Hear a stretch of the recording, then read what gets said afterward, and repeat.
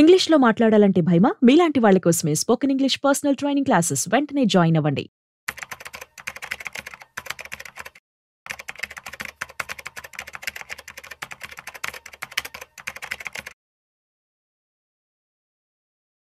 హే వాడు డబ్బున్నోడురా. అసలు ఎంత డబ్బులుంటే వాడిని డబ్బున్నాడు అని చెప్పి అంటారు.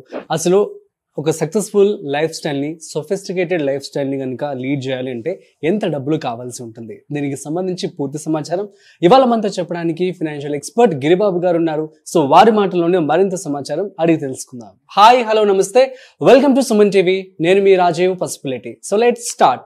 హాయ్ సార్, నమస్తే. నమస్తే అండి సార్, ఎలా ఉన్నారు? ఫైన్ అండి. సార్, మనకి రెగ్యులర్ గా చూస్తూ ఉంటాం, వింటూ ఉంటాం, చాలా మంది వాడికి ఏంట్రా వాడు డబ్బున్నోడు అని చెప్పి అంటూ ఉంటారు. అసలు డబ్బులు ఎంత ఉంటే వాడిని డబ్బున్నోడు అని అనొచ్చు. అట్ ది సేమ్ టైం ఒక సొఫిస్టికేటెడ్ లైఫ్ స్టైల్ ని కనుక లీడ్ చేయాలంటే ఎంత డబ్బులు అవసరం అవుతాయి? ఇక్కడ ఒకటి మీరు ఒక పాయింట్ మిస్ అవుతున్నారు. డబ్బులు ఉండడమే కాదు, అది ఏ రూపంలో ఉన్నది కూడా important. That is also true. ఎందుకంటే నార్మల్ గా ఇప్పుడు చాలా మందికి మీరు చెప్పినట్టుగా వాళ్ళు డబ్బు ఉన్నోడు అంటే ఆ డబ్బులు ఏ రూపంలో ఉన్నాయి? ఒక 10 బిల్డింగ్లు, ప్లాట్, ఫ్లాట్, స్థలము, పొలము ఉండి మరి నెల తిరగగానే మెయింటెనెన్స్ కావాల్సిన డబ్బులు కూడా అందకపోతే వాళ్ళని ఆస్తి పరులు, కోటీశ్వరులు అనొచ్చా? ఓకే, లిక్విడిటీ కావాలి అంటారు. Very very important. ఇది మన వయసు పెరిగిన కొద్దీ 50, 55, 60 సంవత్సరాలకు వెళ్ళినా కొద్దీ మీ ఆస్తి ఏ రూపంలో ఉండాలి అంటే మాక్సిమం ఫైనాన్షియల్ అసెట్స్ రూపంలో ఉండాలి. ఫైనాన్షియల్ అసెట్స్ రూపంలోకి లేదు అంటే మీరు 30s, 35s ఈ ఏజ్ లో ఉంటే మీరు ఏదైతే అక్యుములేట్ చేసుకుంటారో వాటన్నిటిని నెమ్మది నెమ్మదిగా 50 తర్వాత ఫైనాన్షియల్ అసెట్స్ రూపంలోకి మార్చుకుంటూ వెళ్ళాలి. This is the basic and very very very essential thumb rule ఇప్పుడు. ఎందుకంటే నా దగ్గరికి డైలీ 2-3 వాకిన్స్ వస్తూ ఉంటారు. అందులో మెజారిటీ రిటైర్ అయిన వాళ్ళు వస్తూ ఉంటారు. వాళ్ళ పరిస్థితి ఎలా ఉంటారు అంటే, మొన్న రీసెంట్ నా దగ్గరికి ఒక పోలీస్ డిపార్ట్మెంట్ లో ఒక రిటైర్ అయిన ఒక ఎస్పీ వచ్చాడు. మన ఎస్పీ, మనం ఏమనుకుంటే ఎస్పీ అంటే చాలా చేస్తారని చెప్పి అనుకుంటూ ఉంటాం. Very very very sincere police officer. 35 years department కి సర్వీస్ చేసి ఫ్యామిలీ మొత్తానికి బ్యాక్ బోన్ లాగా ఉండి లాస్ట్ ఏప్రిల్ రిటైర్ అయ్యాడు. ఏప్రిల్ ముందు వరకు ప్రతి నెల ఫస్ట్ అవ్వగానే టింగ్ మన శాలరీ పడిన మెసేజ్ వచ్చినప్పుడు ఒక హ్యాపీగా ఫీల్ అయ్యేది. ఏప్రిల్ అయిపోయింది కదా, మే, జూన్, జూలై శాలరీ రావట్లేదు, రిటైర్ అయిపోయాడు కాబట్టి. కానీ ఖర్చులు ఆగుతాయా? ఆగవు కదా. ఆయన ఈ 35 years ఏం చేశాడు అంటే వచ్చిన డబ్బులు వచ్చినట్టు కుటుంబానికి ఖర్చు పెట్టేశాడు, సేవింగ్ చేసుకోలేదు అంటే చేశాడు. బట్ అవన్నీ ఫిక్స్డ్ అసెట్స్ లో పెట్టాడు. స్థలాలు అక్కడెక్కడ ప్లాట్స్ తీసుకున్నాడు, 200 square yard, 300 squares అలా తీసుకున్నాడు. సడన్ గా ఇప్పుడు ఆ స్థలం కొనేటప్పుడు ఉన్న పర్పస్ ఏంటి అంటే ప్రత్యేకంగా ఏమీ నిర్ణయించుకోలేదు, బట్ ఒక వెల్త్ క్రియేషన్ లాగా ఉంటుంది, నా దగ్గర జీతం వస్తుంది, ఎక్కడ సేవింగ్ చేయాలనే ఉద్దేశంలో సేవింగ్ చేశాడు. బట్ పరిస్థితి ఏంటంటే ఇప్పుడు ఇంకా ఒక పాప మ్యారేజ్ కావాలి, లిక్విడిటీ లేదు. సరే ఈ స్థలం ఉంది, దీన్ని అమ్మి చేద్దామా అంటే కొనే పరిస్థితి లేదు. మీకు తెలుసు రియల్ ఎస్టేట్ ఎంత డౌన్ నడుస్తుందో. ఇప్పుడు డౌన్ నడుస్తుంది అంటే అమ్మడానికి బయ్యర్ దొరకట్లేదు. సరే అక్కడ నడిచే ప్రైస్ కంటే నేను తక్కువకే డిస్పోజ్ చేస్తాను, ఒక 20% డిస్కౌంట్ సేల్ చేద్దామన్నా కొనే పరిస్థితి లేదు. నెంబర్ 2, రిటైర్ అయిన తర్వాత ఖర్చులు ఆగవు కదా, మెడికల్ ఎక్స్పెన్సెస్ పెరుగుతాయి, రెస్పాన్సిబుల్ అలాగే ఉంటాయి. అండ్ 60 రిటైర్ అయితే ఇప్పుడున్న ఇంప్రూవ్డ్ హెల్త్ కండిషన్స్ లో he's going to live up to 80+ అయితే పెన్షన్ వస్తుందా అంటే ఎస్ వస్తుంది పెన్షన్, కానీ అది హాఫే వస్తుంది కానీ ఫుల్ సాలరీ రాదు కదా. ఇంకా లయబిలిటీస్ అన్ని కంప్లీట్ అవ్వలేదు. అండ్ అసలు జీవితంలో నేను మా ఆవిడని తీసుకొని ఏ టెంపుల్స్కి తిరిగింది లేదు, వెకేషన్స్కి వెళ్ళింది లేదు. అవన్నీ నేను ఇప్పుడు నా రిటైర్ అయిన తర్వాత లీజర్ ఉంటాను కాబట్టి చేద్దాం అనుకుంటే చేతితో డబ్బులు లేవు. ఆ ఉన్న కొద్ది డబ్బులు కాస్త ఫిక్స్డ్ అసెట్స్ రూపంలో, అదే రియల్ ఎస్టేట్ రూపంలో ఇరుక్కుపోయి ఉన్నాయి. ఇల్లు సొంత ఇల్లే కానీ నాకు మెయింటెనెన్స్కి ఇబ్బంది అయిపోతుంది. సో ఇది కాదు కదా. ఇప్పుడు ఆయన ఆస్తిపడి అనొచ్చా అనొద్దా? డెఫినెట్ అనొచ్చు, ఎందుకంటే సొంత ఇల్లు ఉంది, ప్లాట్ 2-3 ప్లాట్లు ఉన్నాయి, కానీ మంత్లీ ఇన్కమ్ ఎక్కడుంది? అండ్ వాళ్ళ పాప మ్యారేజ్ చేయాలి, మ్యారేజ్ కి డబ్బులు కావాలి అంటే ఈ ప్లాట్ అమ్ముతేనే వస్తాయి, వేరే ఇంకా సేవింగ్స్ లేవు.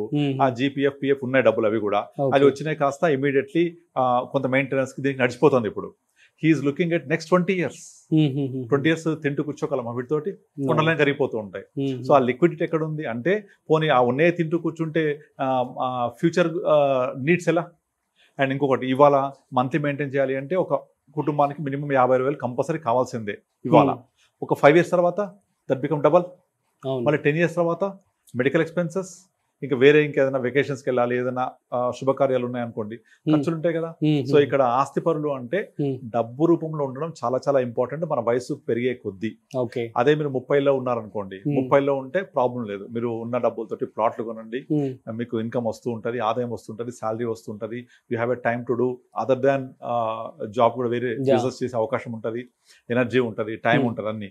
అప్పుడు మీరు దాన్ని బిల్డ్ చేసుకుంటూ ఉండాలి. But once you cross up to 50-55 you have to convert your fixed assets into financial assets. Okay, మరి బై ద వే ఎస్పీకి ఏమని చెప్పారు మీరు?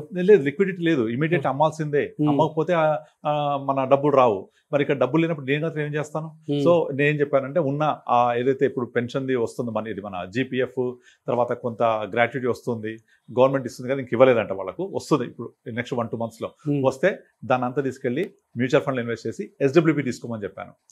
6 months తర్వాత లేదా 1 year తర్వాత ఈ ఒక 6 months వరకు కొంచెం దాన్ని గ్రో అవ్వనివ్వాలి. గ్రో అయిన తర్వాత మనం చాలా మంది చేసే తప్పు ఏంటంటే SWP అయితే తీసుకెళ్ళిపోయి బ్యాలెన్స్ ఫండ్లోనూ కన్జర్వేటివ్ ఫండ్స్ పెట్టేసుకొని అక్కడ నుంచి SWP పెట్టేసుకుంటారు 6 or 7%. దానివల్ల మీ కార్పస్ గ్రో అవ్వదు.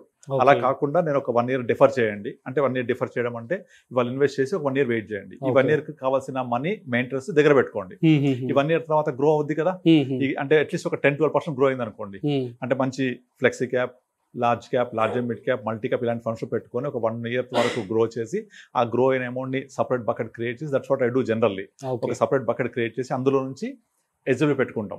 అప్పుడు మన బేస్ కార్పస్ ఏదైతే ఉందో అదేమో మంచి అగ్రెసివ్ ఈక్విటీ ఫండ్స్లో, అంటే large cap, large and mid, multi అంతే, అగ్రెసివ్ హైబ్రిడ్ అంటే ఇవి పొటెన్షియల్ గ్రోత్ రేట్ ఉన్న ఫండ్స్ అనమాట. అది గ్రో అయ్యాక తీసి కన్జర్వేటివ్ ఫండ్స్ లోకి మూవ్ చేసుకొని దాని నుంచి SWP ఇచ్చుకుంటాం. SWPకి ఏమైనా మినిమం బ్యాలెన్స్ ఇంత ఏం లేదు.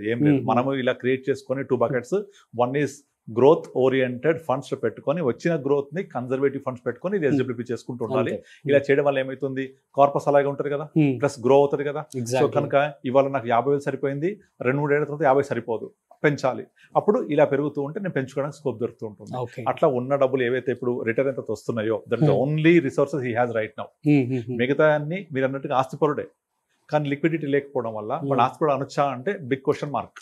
సో ఉన్న రిటైర్మెంట్ అయిన తర్వాత వచ్చే జీపీఎఫ్, తర్వాత commutation, leave and cash funds, ఇవన్నీ తోటి కొంచెం కార్పస్ క్రియేట్ చేస్తే పెద్ద అమౌంట్ కూడా ఏం లేదు, అరౌండ్ less than crore ఉంది అంతే.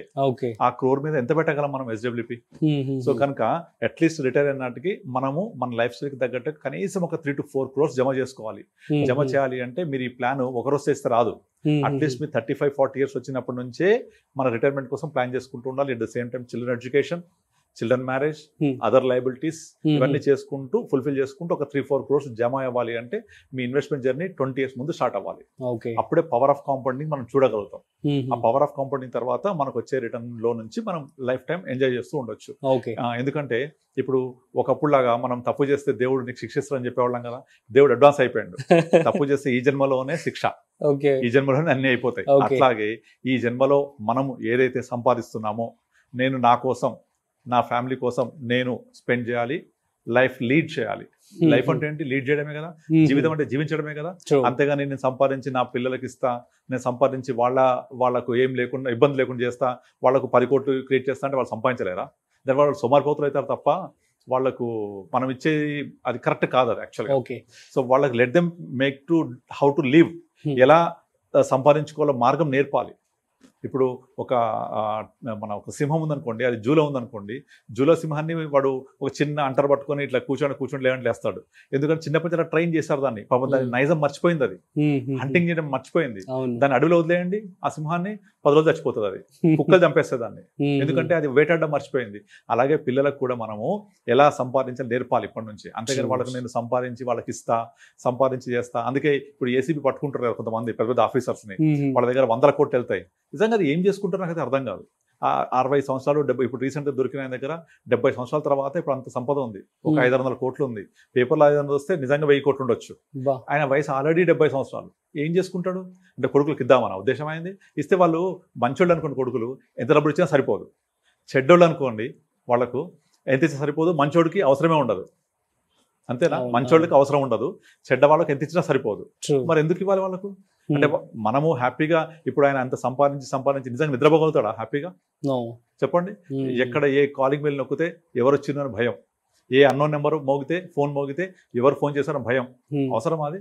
కనీసం సరిగ్గా నిద్ర కూడా పోలేడు. అవును. ఇది కాదు సంపద అంటే.